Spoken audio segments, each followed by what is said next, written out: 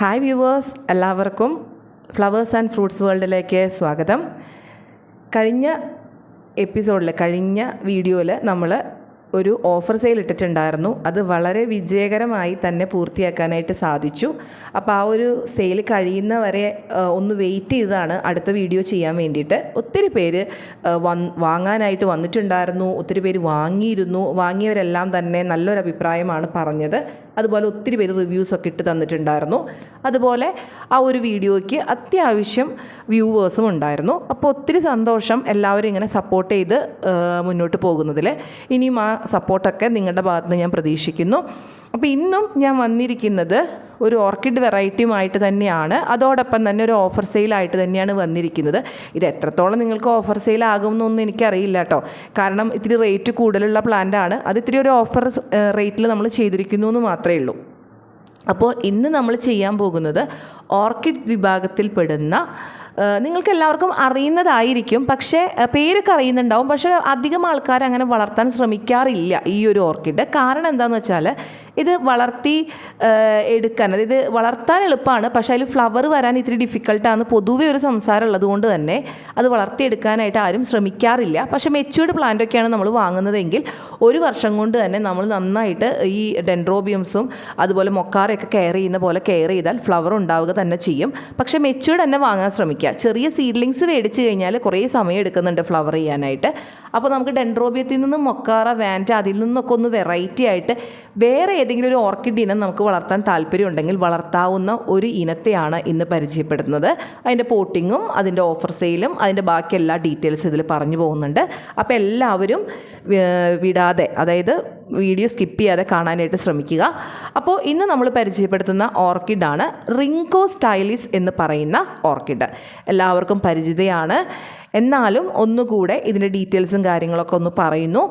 ഇതിൻ്റെ ഇത് വളരുന്ന ഒരു കൺട്രീസ് എന്ന് പറയുന്നത് ഇന്ത്യ, തായ്ലൻഡ്, മലേഷ്യ, ഇന്തോനേഷ്യ, ഇവിടെയൊക്കെ നമുക്കിത് കാണാനായിട്ട് സാധിക്കും. അവിടെയാണ് കൂടുതലും ഇത് വളരാനായിട്ട് നല്ലത്. പിന്നെ വാമറായിട്ടുള്ള ക്ലൈമറ്റ് നല്ല രീതിയിൽ വേണം. അതായത് വാമറായിട്ടുള്ള ക്ലൈമറ്റിലാണ് ഇത് കൂടുതലായിട്ടും വളർന്ന് കണ്ടിട്ടുള്ളത്. അതിൽ എങ്ങനെയാണെന്ന് വെച്ചാൽ കാണാനായിട്ട് നല്ല ഭംഗിയാണ്. സാധാരണ ഓർക്കിഡ്സൊക്കെ ഇങ്ങനെ ഇപ്പോൾ മൊക്കാറി ആയാലും വാൻറ്റി ആയാലും ഇങ്ങനെ ബഞ്ചസ് ആയിട്ട് മുകളിലോട്ട് നിൽക്കുകയാണെന്നുണ്ടെങ്കിൽ, അതുപോലെ തന്നെ ഇപ്പോൾ ഡെൻഡ്രോബിയ ആണെന്നുണ്ടെങ്കിൽ നിങ്ങൾക്കറിയാം ഒരു കൊല ഇങ്ങനെ വന്നിട്ട് താഴോട്ട് നിൽക്കുകയാണ്. പക്ഷേ ഇതിലിപ്പോൾ നോക്കിയാൽ കാണാൻ പറ്റും ഇതിൻ്റെ ഫ്ലവറൊക്കെ താഴോട്ടാണ് നിൽക്കുക. അപ്പോൾ നിൽക്കുന്ന കാണാൻ തന്നെ നല്ല ഭംഗിയാണ്. നമ്മുടെ കാവടി പോലെയാണ്. മുകളിൽ ഇങ്ങനെ ചെറുതായി താഴോട്ടേക്ക് വരുമ്പോൾ ഇങ്ങനെ വലുതായിട്ട് വരുന്ന രീതിയിൽ ഒരു കാവടി സ്ട്രക്ചറാണ്, ഒരു പിരമിഡിൻ്റെ ഒക്കെ ഒരു സ്ട്രക്ചറിൽ വേണമെങ്കിൽ നമുക്ക് പറയാൻ പറ്റും. അങ്ങനെയാണ് ഈ ഫ്ലവർ ഉണ്ടാവുന്നത്. നല്ല മണമാണ്, ഫ്രാഗ്രൻസ് നല്ലോണം ഉള്ളൊരു ഓർക്കിഡാണ് ഇത് നമ്മുടെ റിങ്കോ സ്റ്റൈലിസ് എന്ന് പറയുന്നത്. ഒത്തിരി കളേഴ്സിൽ നമുക്ക് അവൈലബിൾ ആണ്. അതുപോലെ തന്നെ ക്ലസ്റ്റേഴ്സ് ആയിട്ടാണ് ഇതിൻ്റെ പൂക്കൾ ഉണ്ടാവുക, ക്ലസ്റ്റർ രൂപത്തിൽ. ഇപ്പോൾ ഇതിൽ കാണുന്ന ഫ്ലവേഴ്സ് കാണുമ്പോൾ നിങ്ങൾക്കറിയാം കൂട്ടമായിട്ടാണ് ഉണ്ടാവുക. അല്ലെങ്കിൽ ഒറ്റയ്ക്കും ഓരോ പൂവുണ്ടായി അവിടെ അവസാനിച്ച് അങ്ങനെയല്ല. ഒരു കൊലയിൽ മൊത്തത്തിൽ ഇങ്ങനെ ഒരു ക്ലസ്റ്ററായിട്ട് ആ ഒരു പിരമിഡ് ഞാൻ പറയില്ലേ, ആ ഒരു കാവടി പോലെ അങ്ങനെ മൊത്തം കാവടി എങ്ങനെ ഇരിക്കുക അതേപോലെ തന്നെയായിരിക്കും ഇതിൻ്റെ പൂവ് ഇരിക്കുന്നത്. നല്ല മണമാണെന്ന് നമ്മൾ പറഞ്ഞു. പക്ഷേ ഇതിലൊരു പ്രശ്നം എന്താ വെച്ചാൽ സ്ലോ ഗ്രോത്താണ്. മറ്റുള്ള ഓർക്കിഡിനെ പോലെ ഓർക്കിഡ്സ് ഓൾറെഡി ഇത്തിരി സ്ലോ ഗ്രോത്ത് ആണ്. അതിലൊന്നും കൂടെ സ്ലോ ഗ്രോത്ത് ആയിട്ടുള്ള ഒന്നാണ് റിങ്കോ സ്റ്റൈലിസ് എന്ന് പറയുന്നത്. പിന്നെ മറ്റുള്ള ഓർക്കിഡ്സിന് പറയുന്നത് പോലെ ബ്രൈറ്റ് ആയിട്ടുള്ള ഇൻഡയറക്റ്റ് ആയിട്ടുള്ള സൺലൈറ്റ് തന്നെയാണ് വേണ്ടത്, അല്ലാതെ ഡയറക്റ്റ് സൺലൈറ്റിൻ്റെ ആവശ്യമില്ല. ഇനി ഡയറക്റ്റ് സൺലൈറ്റ് വലിയ കുഴപ്പമൊന്നുമില്ല കേട്ടോ, വെക്കുന്നതുകൊണ്ട് പ്രശ്നമില്ല. പക്ഷേ എന്താണെന്ന് വെച്ചാൽ ഈ നട്ടുച്ച സമയത്തൊക്കെ അടിക്കുന്ന, അതായത് 12 മണി 1 മണി ആ നേരത്തൊക്കെ അടിക്കുന്ന വെയിൽ ഒഴിവാക്കുന്നത് തന്നെയാണ് നല്ലത്. അല്ലെങ്കിൽ എന്താണെന്ന് വെച്ചാൽ ഇലകൾക്ക് ബേൺ സംഭവിക്കും. അതായത് ഇലകൾ ഇങ്ങനെ വാടാൻ തുടങ്ങും, മഞ്ഞ കളറിലൊക്കെ ആകാനുള്ള ചാൻസ് ഉണ്ട്. അപ്പോൾ അതുകൊണ്ട് മാക്സിമം എന്ത് ചെയ്യുക, ഇൻഡയറക്റ്റ് സൺലൈറ്റ് തന്നെ യൂസ് ചെയ്യാനായിട്ട് ശ്രമിക്കുക. അപ്പോൾ നമ്മൾ മറ്റുള്ള ഓർക്കിഡ്സ് ചെയ്യുന്ന പോലെ ഒരു ഈസ്റ്റ് വെസ്റ്റ് സൈഡായിട്ട് അത് പോട്ട് ചെയ്യുന്നതായിരിക്കും എപ്പോഴും നല്ലത്. ഇനി ഇത് പറയുന്നതാണ്, അതായത് ഇതിൻ്റെ പെരിഫറലായിട്ട് നമ്മൾ പറഞ്ഞു പോകുന്നതാണ്. ഇലകൾ ഇപ്പോൾ യെല്ലോ ആവുകയാണെന്നുണ്ടെങ്കിൽ അതിനർത്ഥം എന്താ, അല്ലെങ്കിൽ ബ്രൗൺ ആകുകയാണെങ്കിൽ എന്താ, സൺലൈറ്റ് കൂടുതൽ അടിക്കുന്നുണ്ടാണെന്നും. ഇനി ഇലകൾ നല്ലോണം പച്ച നിറത്തിലേക്ക് പോകുകയാണ്, അല്ലെങ്കിൽ ബ്ലൂം ചെയ്യുന്നില്ല പ്ലാന്റ്, അതിനർത്ഥം എന്താണ്, സൺലൈറ്റ് കുറവാണെന്നാണ് ഇതിനർത്ഥം. അത് സാധാരണ നമുക്ക് അറിയാവുന്നതാണ്, ഞാൻ എന്നാലും ഒന്ന് പറഞ്ഞു പോയെന്നേ ഉള്ളൂ. അപ്പോൾ അതൊന്ന് ശ്രദ്ധിക്കുക ലൈറ്റിൻ്റെ കേസിൽ. പിന്നെ ടെമ്പറേച്ചർ എപ്പോഴും വാം ടെമ്പറേച്ചറാണ് അവർക്ക് നല്ലത്. അതായത് ഒരു 18 മുതൽ 29 വരെയുള്ള ഡിഗ്രി ഉള്ളൊരു ടെമ്പറേച്ചറൊക്കെ ആണെങ്കിൽ നല്ലത് അതായിരിക്കും. ട്രോപ്പിക്കൽ കണ്ടീഷനാണ് കുറച്ചുകൂടെ ബെറ്റർ. ഈ ഒരു പ്ലാന്റ് വളരാൻ ട്രോപ്പിക്കൽ കണ്ടീഷനിലാണ് ഏറ്റവും നല്ലതായിട്ട് വരുന്നത്. ഇനി ഹൈ ഹ്യൂമിഡിറ്റി വേണ്ട ഒരു ഇതാണ്. അതായത് മറ്റുള്ളവർ പറയണ പോലെ തന്നെ ഹ്യൂമിഡിറ്റി വേണം. അപ്പം നമ്മൾ ഹ്യൂമിഡിറ്റി ട്രേയോ ഹ്യൂമിഡിഫയറോ എന്ത് വേണമെങ്കിൽ നമുക്ക് ചെയ്യാവുന്നതാണ്. അപ്പോൾ അതിനനുസരിച്ചിട്ടുള്ള ഒരു ക്ലൈമറ്റ്, അതിനനുസരിച്ചിട്ടുള്ളൊരു അറ്റ്മോസ്ഫിയർ ക്രിയേറ്റ് ചെയ്തെടുക്കാൻ നമ്മൾ ശ്രമിച്ചുകൊണ്ടിരിക്കുക.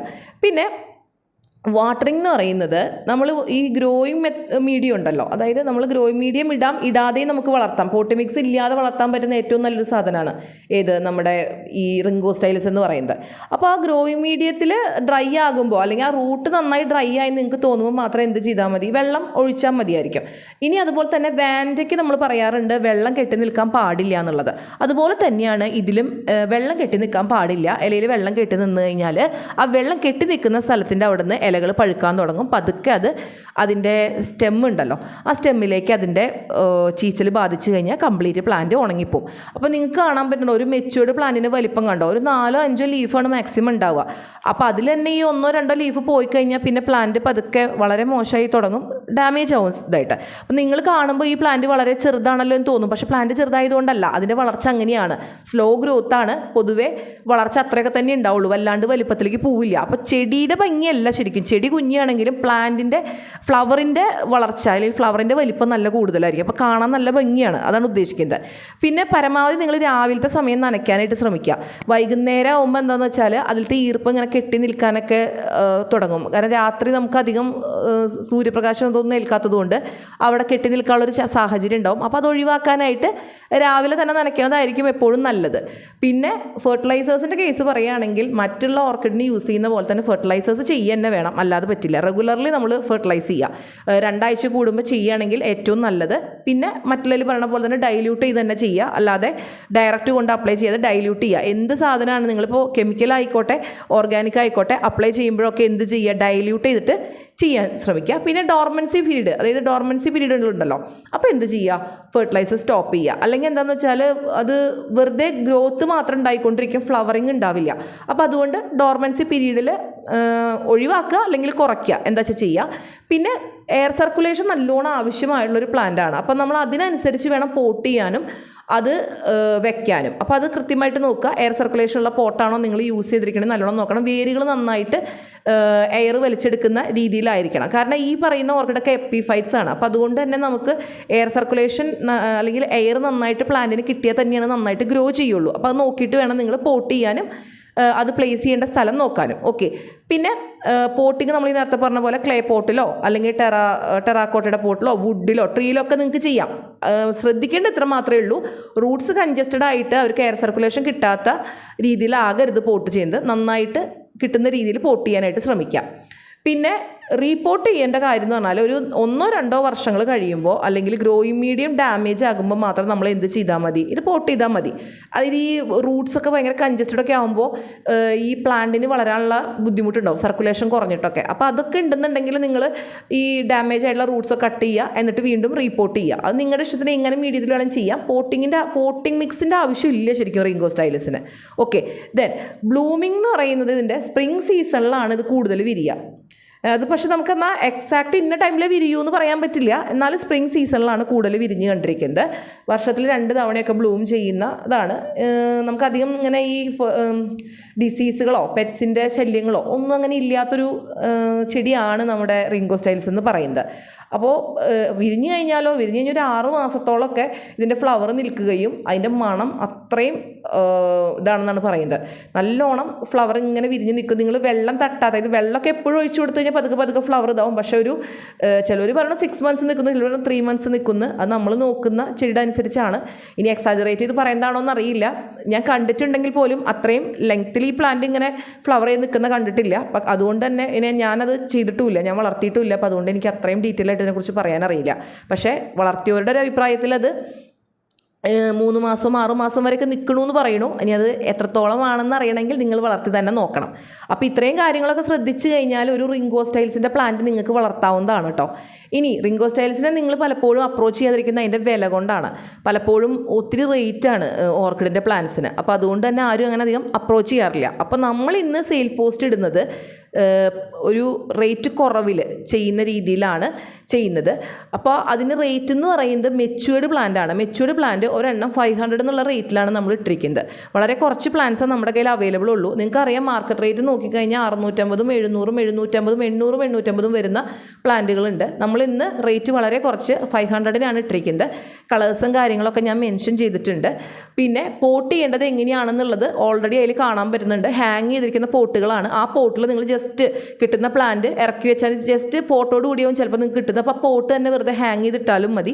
അതെങ്ങനെയാണെന്നുള്ളത് നമുക്ക് കിട്ടുന്നതിനനുസരിച്ച് പോട്ടുകൾ നിങ്ങൾക്ക് വാങ്ങാനായിട്ട് കിട്ടും മാർക്കറ്റിൽ. അതിനനുസരിച്ച് ചെയ്യുക. നേരത്തെ പറഞ്ഞ പോലെ ക്ലേ പോട്ടോ ടെറാക്കോട്ടയോ അല്ലെങ്കിൽ വുഡോ എങ്ങനെയാണെന്ന് വെച്ചാൽ നിങ്ങൾക്ക് നോക്കിയിട്ട് ചെയ്യാം. പക്ഷേ മീഡിയം ഒന്നും ചേർക്കാതെ വെറുതെ നിങ്ങൾ കെട്ടിവെച്ച് കൊടുത്താൽ മതി. അല്ലാണ്ട് വേറെ ഒന്നും ചേർക്കണമെന്ന് ഒരു നിർബന്ധവും ഇല്ല. അപ്പോൾ ഇത്രയാണ് റിംഗോ സ്റ്റൈൽസിനെ കുറിച്ച് പറയാനുള്ളത്. അപ്പോൾ ഓഫർ സെയിൽ ഇങ്ങനെയാണ് വരുന്നത്. 500+ CC ആണ് ഒരു പ്ലാന്റിന് വരുന്നത്. അപ്പോൾ വാങ്ങാൻ താല്പര്യമുള്ളവർക്ക് ഞാൻ നമ്പറും കാര്യങ്ങളൊക്കെ ഷെയർ ചെയ്തിട്ടുണ്ട്. പിന്നെ പുതിയ പ്ലാന്റ്സിൻ്റെ വിശേഷങ്ങൾ അറിയാനായിട്ട് ഗ്രൂപ്പിൻ്റെ ഇൻവിറ്റേഷൻ ലിങ്കും ഞാൻ ഡിസ്ക്രിപ്ഷൻ ബോക്സിൽ പ്രൊവൈഡ് ചെയ്യാം. അപ്പോൾ താല്പര്യമുള്ളവർ അതിലേക്ക് ജോയിൻ ആവുക. അപ്പോൾ ഇത്രയൊക്കെയാണ് ഇന്നത്തെ ഒരു വിശേഷങ്ങൾ, ഇന്നത്തെ റിംഗോ സ്റ്റൈൽസിനെ കുറിച്ച് നമുക്ക് പറയാനുള്ളത്. അപ്പോൾ വാങ്ങാൻ താല്പര്യമുള്ളവർ എത്രയും പെട്ടെന്ന് അപ്രോച്ച് ചെയ്യുക. പ്ലാന്റിൻ്റെ എണ്ണം വളരെ കുറവാണ്, ലിമിറ്റഡ് സ്റ്റോക്കാണ്. അപ്പോൾ അടുത്തൊരു വീഡിയോ ആയിട്ട് നമുക്ക് പെട്ടെന്ന് കാണാം. അതുവരയ്ക്കും ബൈ ബൈ.